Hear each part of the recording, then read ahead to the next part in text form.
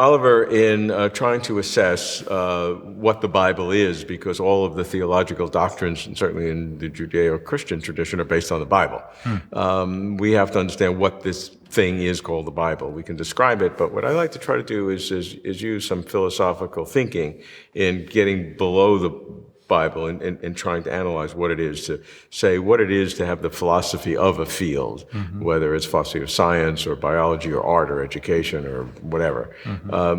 Do you think that project can be helpful? And if so, how would you design, how would you begin the way of thinking to develop a philosophy of the Bible? Yeah, I mean, I think that is exactly what philosophy is. I think philosophy is a kind of ancillary subject. So you have philosophy of whatever it is. There's not very much in philosophy that's not, in a way, reflection on other subjects. Right. And that's not a bad thing. That's just the way it is. With respect to the Bible, can there be a philosophy of the Bible? That I'm more hesitant on. And here's why I'm more hesitant on it. I think that the Bible gives us all sorts of interesting material for theology. It generates for us certain theological ways of thinking, perhaps certain theological doctrines. But it seems to me that the Bible is, from a philosophical point of view, metaphysically underdetermined. What I mean by that is this, that the kind of doctrines that the Bible generates for us can be construed one of several ways according to which metaphysical story about how the world is you plug into the theological doctrine. Now, you might say to yourself, well, that itself is a kind of philosophy of the Bible, isn't it? It's a way of thinking about the Bible, and you'd be right. So I'm not saying I don't have a philosophy of the Bible or a philosophy of how to approach the Bible, but what I'm saying is I don't think that the kind of teaching of the Bible yields one particular metaphysical picture that we have to all agree upon. I think it's underdetermined and consistent with more than one way of thinking. So the Bible, in a sense, underdetermines the kinds of metaphysical doctrines that it has on offer, which, of course, gives philosophers like you, philosophers of religion and theology, lifetime employment. That's right. That's why I'm employed, for precisely that reason. Exactly. Yeah. The question of God and time is to me one of the most probative of the nature of God. I'm glad you're bringing it up, because in the Bible, as I read it, the overwhelming amount of information about God that we read supports the concept that God is in time, talking to prophets, back and forth, arguing with Abraham, having sequence of events for the Exodus. I mean, we go on and on and on. Right. So the overwhelming majority is that.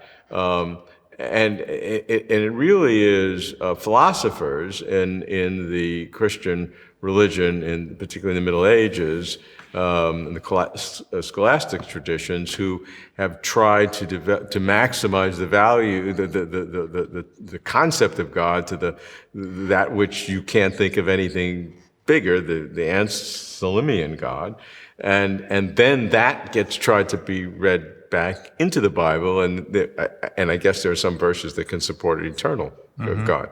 So is that a fair way to engage the Bible on the subject of God and time? Well, I would want to nuance that. I don't think it's the case that you've got this pure biblical religion and pure biblical picture of God, and then this alien kind of Greek God who doesn't have any passions and is outside of time, and some philosophers have come along and imposed that God on the God of the Bible. I think there are just different ways of looking at the same data. So you can look at the biblical texts. Of course, they're concrete texts, they're narratives, they're stories, they're parables, and ways, psalms of worshiping God and so on. So they're expressing in concrete language things about God. So of course they're going to reflect that concrete language. You could simply take that as read and say, well, because it's speaking in concrete language about God, I accept it as concrete language. But we don't do that with everything. We don't think the eye of the Lord roaming to and fro across the earth is like Sauron's eye, that there really is an eye of God. We take that as a kind of metaphor. So we're already making decisions on the biblical text about how we treat difficult texts that deal with the divine nature. I think those that come with the eternity view, the outside of time view, are treating those texts like that. They're saying, well, a lot of these texts that seem to suggest that God is in time and is changing and is responding to human beings is a way of kind of picturing in human terms something that we can't fully grasp, that God's outside of time. Whereas those who take the alternative view are saying, no, we take it at face value. But it's not that they don't have a kind of theoretical framework, they just have a different theological framework with which to analyze the same. And so if biblical doctrines are underdetermined in terms of their deep meaning, what are the implications of that? Well, I think the implications are that when we come to think about nodal and difficult theological issues, we have to bear with one another when we have differences of opinion, and be as willing to listen as we are to speak, being as willing to dialogue as we are to have our own say. And that is something which I think perhaps the theological world could do a lot more of.